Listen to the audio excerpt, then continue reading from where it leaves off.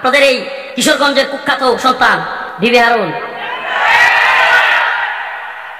এই ভণ্ড লোক তার অর্ডারে তার নিজস্ব তত্ত্বাবধানে আমার লুঙ্গি খুলছে, আমার জুব্বা খুলে ফেলছে। এই হারুন, এই ভণ্ড লোক এগুলো করেছে, আমাদেরকে জুব্বা খুলে লুঙ্গি খুলে আমাকে মহিলা এনে আমাকে জড়ায়া ধরছে, ছবি তুলছে, ভিডিও করছে। এই হারুন, ওর ব্যবসা প্রতিষ্ঠান বন্ধ করে দেওয়া দরকার, ওর রিসুর ওর থেকে নিয়ে নেওয়া দরকার, সামাজিক ভাবে ওকে বয়কট করা দরকার। ও যেন সমাজে আর এলাকায় এসে মুখ দেখাইতে না পারে। কিশোরগঞ্জবাসী বেরি তো আমগরেও পড়াইছিল, হ্যান্ডকাপ তো আমাদেরকেও পড়াইছিল, হেলমেট তো আমাদেরকেও লাগাইছিল, কিন্তু মানুষ কি করতে চাইতো জানেন? আল্লাহি, একটু বাড়ায় বলতেছি না, শত শত মানুষ যাই পাপড়তো একটু আমাদের সাথে আদালতে নেওয়ার পরে মুসাফা করার জন্য, একটু জড়ায় ধরার জন্য জাপায়া পড়তো, আর এদের উপরে জাপায়া পরে লাফতে দেওয়ার জন্য, একটা ডিম মারার জন্য, পাল্লে গিয়া দুটো জুতা মারার জন্য। ব্যবধানটা বুঝছেন তো? এই যে আপনারা ক্ষিপ্তে গেছেন, এখন পাইলে তো হারুন এরা মনে সিম ড্যাম হয়ে যেত না।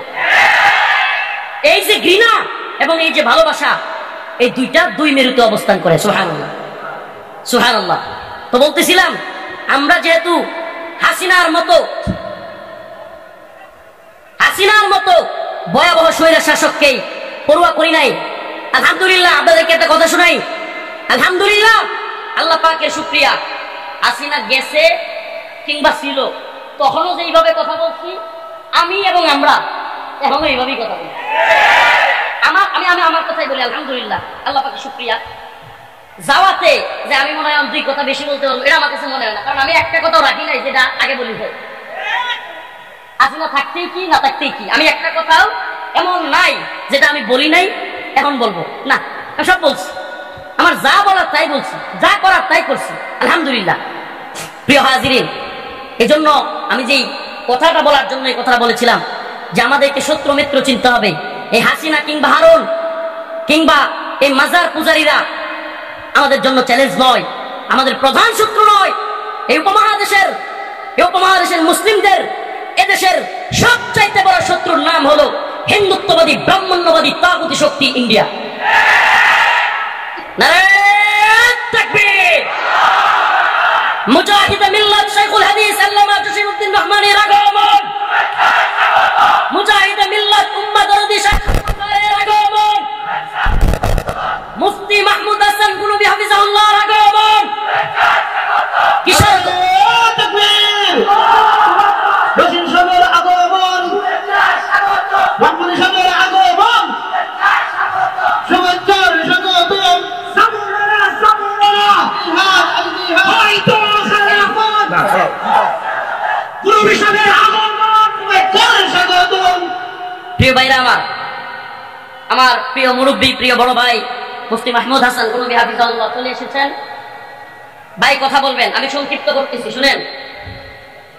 স্বৈরাচারদের লিস্ট করলে পৃথিবীর ইতিহাসে আয়নাঘর তৈরি করা, শত শত আলেমকে একসাথে বন্দী করা এবং দেশে কথা বলতে না দেওয়া, এমন একটা নির্মম পরিস্থিতি তৈরি করার ইতিহাস যদি আপনি দেখেন, পুরো পৃথিবীতে সিরিয়াল করলে হাসিনার নাম থাকবে কি থাকবে না?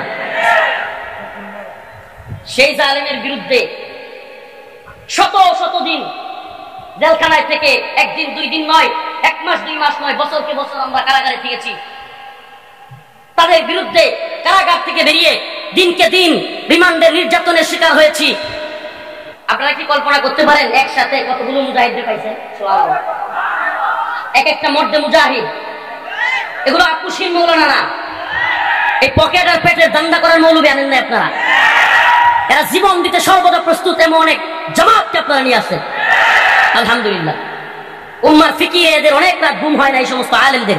আলহামদুলিল্লাহ, সামনে বলতে নাই তবু বলি, আমরা আপনাদের সামনে আছি, পিছনে আছি, আমরা আপনাদের সামনে পিছনে কমান্ডো বাহিনীর মতো আমরা আপনাদেরকে ধরে রাখবো ইনশাআল্লাহ। এই মুরব্বীদেরকে বলবো, আপনারা এগিয়ে যান।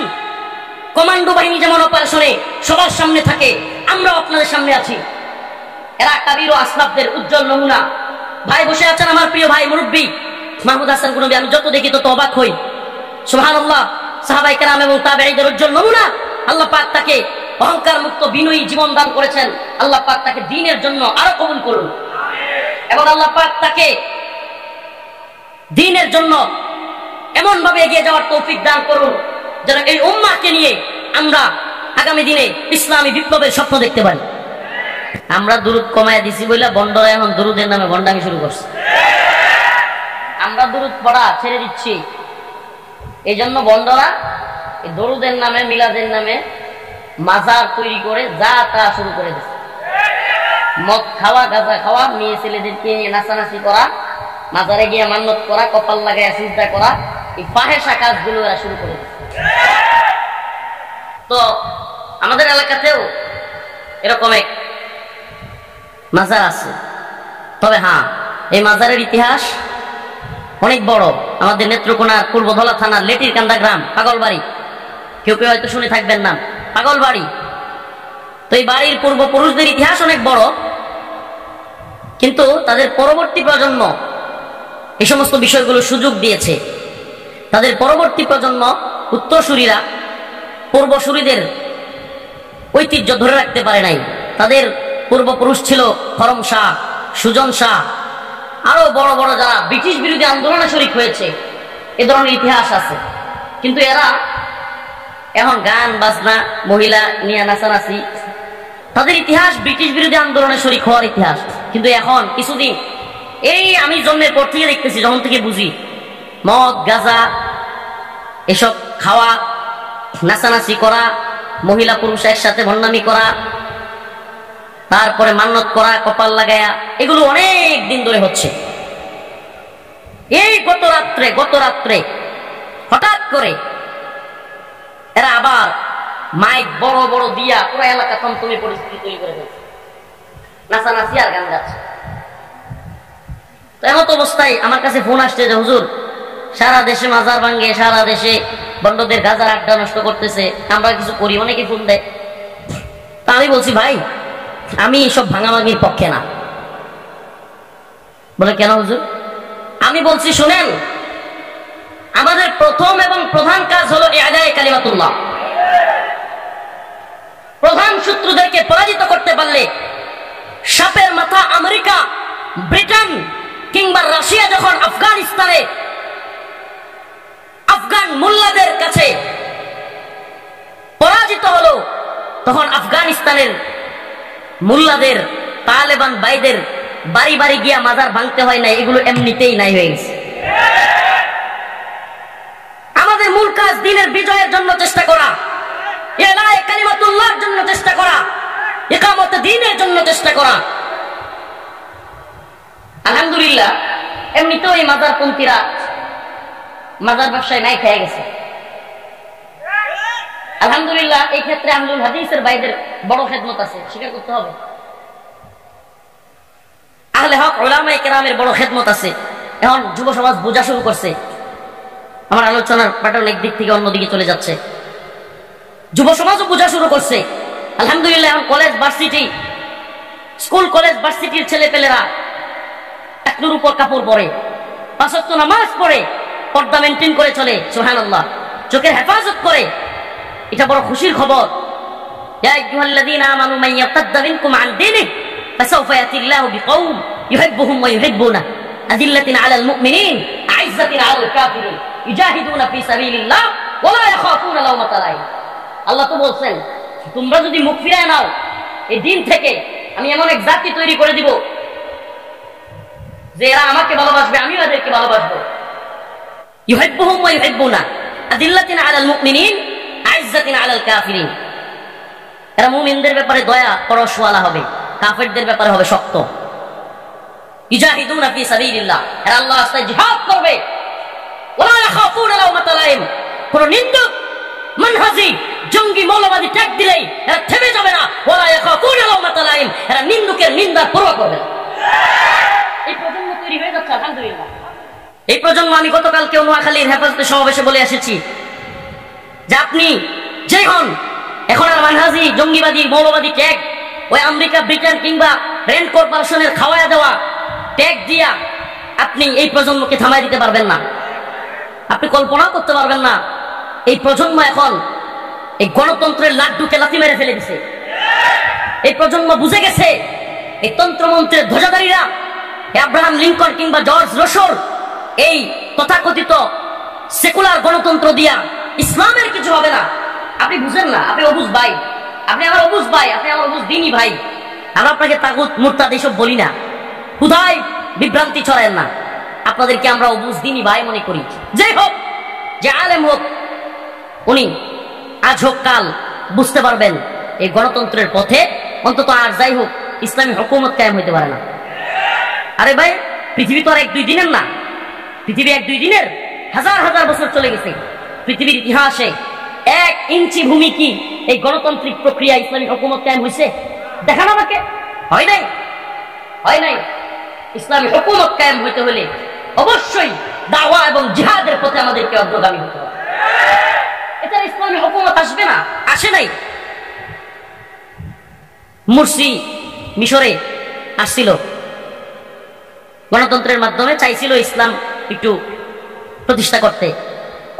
মুরসির কুরসি বেশি দিন লাগে নাই যাইতে, কারণ এরা দিবে না। আপনার কি মনে হয় এই আমলাতান্ত্রিক সিস্টেম, এই প্রশাসনিক সিস্টেম, যারা নিজেরা পর্দা করে না, বৌদিরকে পর্দা করায় না, নাচ গান করে, যারা নিজেদের মধ্যে কোনো আমল নাই, আখলাক নাই, এই সিস্টেমের মধ্যে আপনি সরকার হয়ে গেলে ওরা আপনাকে মাইনা ফেলবে। আপনি ইসলামী শরিয়া প্রতিষ্ঠা করে ফেলবেন, পর্দাকে ফরজ করবেন, বাধ্যতামূলক করবেন, নামাজ বাধ্যতামূলক করবেন, আপনি হালাল হারাম বেঁচে খাওয়ার কথা বলবেন, সুদ ঘুষ সব বন্ধ করে দিবেন। আর এরা চুপ করে বসে থাকবে, ওরা বলবে মোল্লা করে আগে থামা, নাইলে আমার ঘুষ সুদ সব বন্ধ হয়ে যাচ্ছে। এটা আপনাকে বুঝতে হবে, এটা দাওয়া এবং জিহাদ ছাড়া সম্ভব না। আমরা আপনাদেরকে ভালোবাসি কিন্তু ব্যর্থ হবেন, আমরা আপনাদেরকে ভালোবাসি কিন্তু পিছনে চলে যাবেন। এই উম্মতের জাগরণ তৈরি হয়েছে, এই উম্মত বুঝতেছে এই তন্ত্র মন্ত্র দিয়া বিএনপি আওয়ামী লীগ বা অমুক দল তমুক দল দিয়ে হবে না। এই উম্মত বুঝতেছে শান্তি মুক্তি ইনসাফ কায়েম করতে হলে ইসলামী হুকুমতের বিকল্প কিছু নাই। এজন্য কি করতে হবে? এজন্য আগে শত্রু মিত্র চিনতে হবে। আমরা শত্রু মিত্র চিনি না। আমি যে আয়াতে কারিমা তিলাওয়াত করেছি, সংক্ষিপ্ত সময় এলাকায় একটু ঝামেলা হয়েছে, এজন্য যেতে হবে।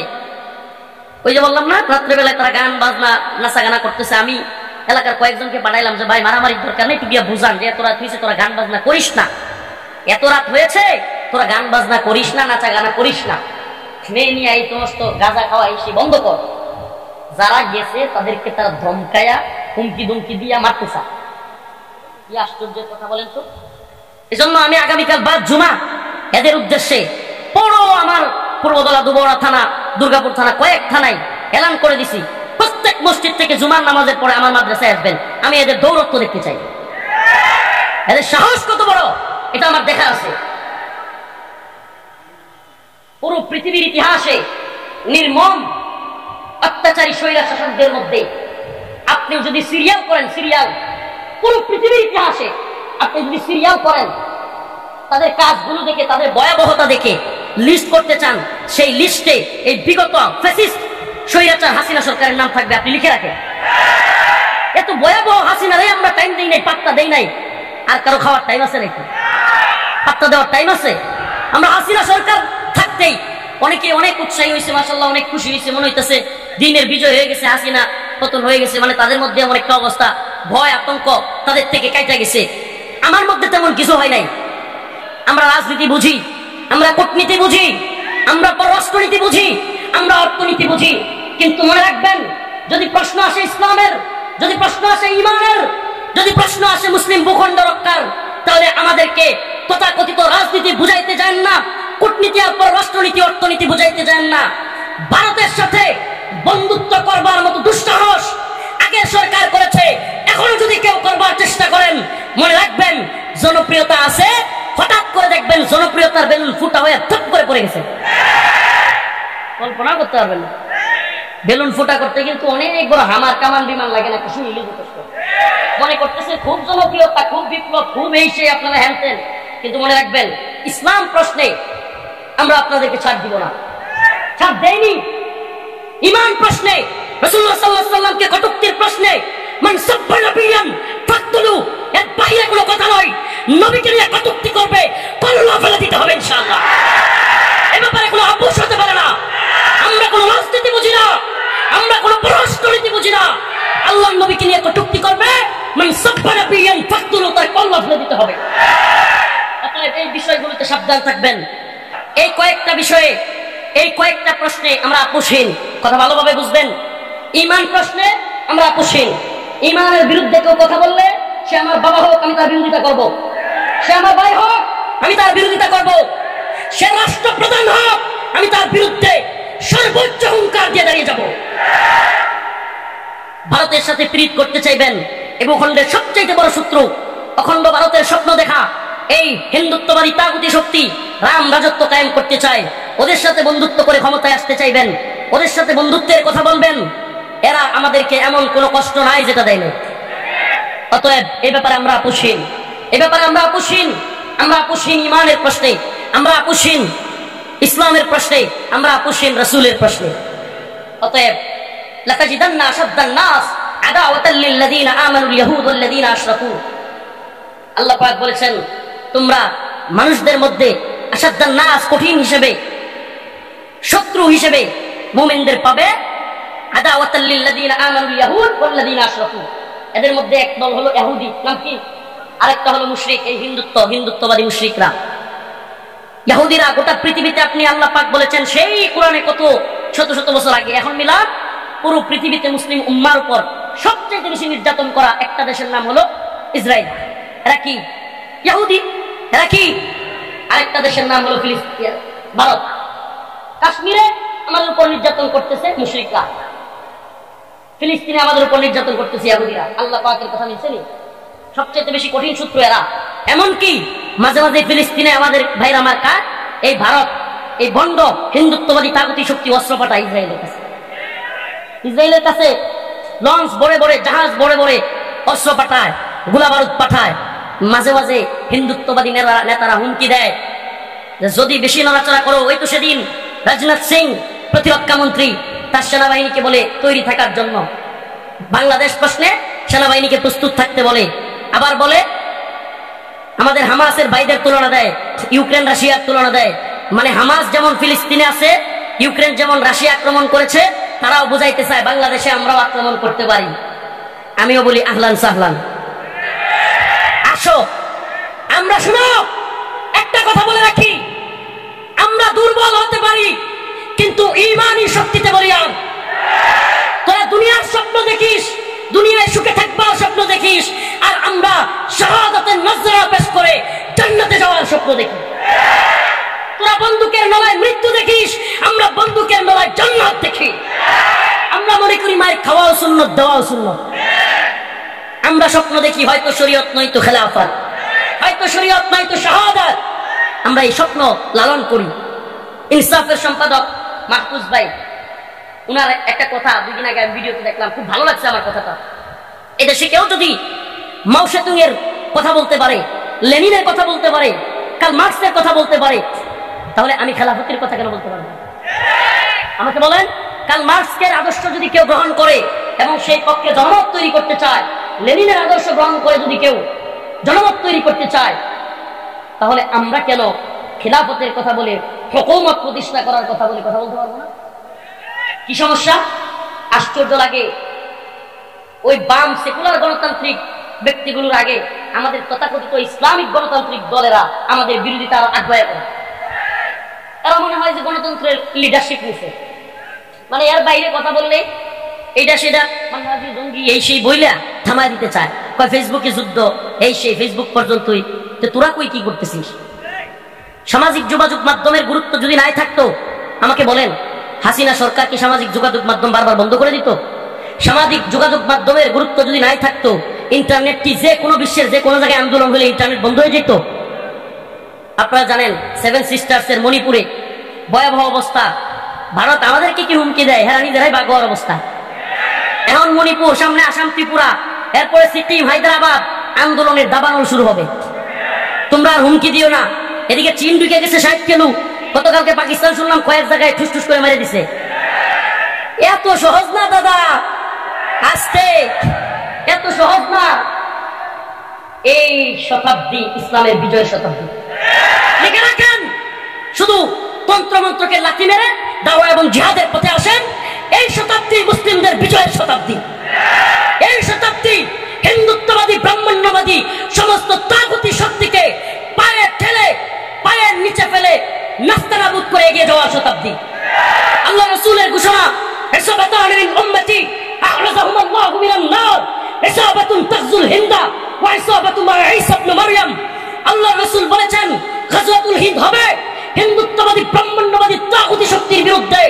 মুসলমানেরা জিহাদ করবে, সেই যুদ্ধে মুসলিমরা বিজয়ী হবে। হিন্দুস্তানের নেতাদেরকে পাল্লায় ধরে টেনে হিচড়ে বাইতুল মাকদিসের দিকে নিয়ে যাবে ইনশাআল্লাহ।